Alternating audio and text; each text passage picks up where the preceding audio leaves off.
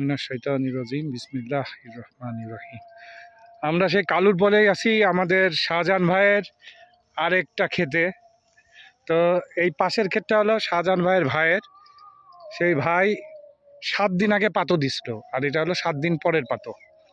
তো আমরা এখানে আমাদের খালেক ভাইয়ের একটা অবজারভেশন ছিল বাইলের। খালেক ভাই একটু বাইল মাপেন তো, দুই ধানের কার কত বাইলের সাইজ? 1 বিঘাতে 1 ইঞ্চির বেশি।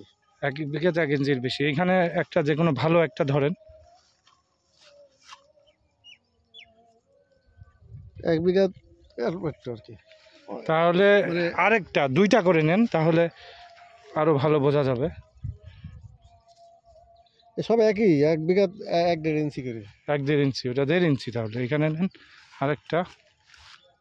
এটা 1 বিঘাতে 1 ইঞ্চি। তার মানে এই ধানের বাইলের সাইজ পাশের ধানের চেয়ে 1 থেকে হাফ ইঞ্চি মিনিমাম বেশি। আর এটা সমান হয়ে আছে পুরোটাই। জি বলেন। আর এটা উঁচু নিচু। এটা উঁচু নিচু এবং ফাঁকা ফাঁকা।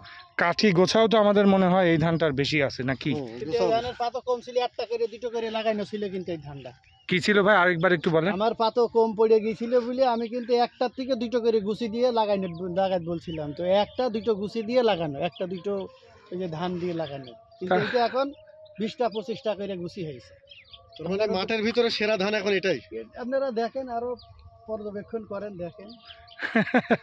মাশাআল্লাহ মাশাআল্লাহ। ভাই বলতেছে যে এই ধানটা হলো টিভিতে দেখানোর মতন ধান। আসলে কথা সত্য।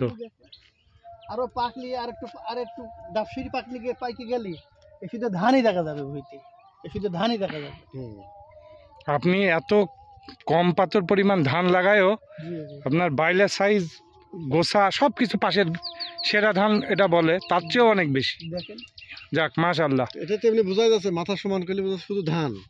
জি জি জি, এটা বোঝা যাচ্ছে না যে ধান আছে কিনা। আচ্ছা আচ্ছা, বোঝা যাচ্ছে এমনি ফাঁকা। ধন্যবাদ তাহলে আমাদের ভাইকে, শাহজাহান ভাই, শাহজাহান ভাই, ধন্যবাদ আমাদের প্রোডাক্টটা ব্যবহারের জন্য। আচ্ছা।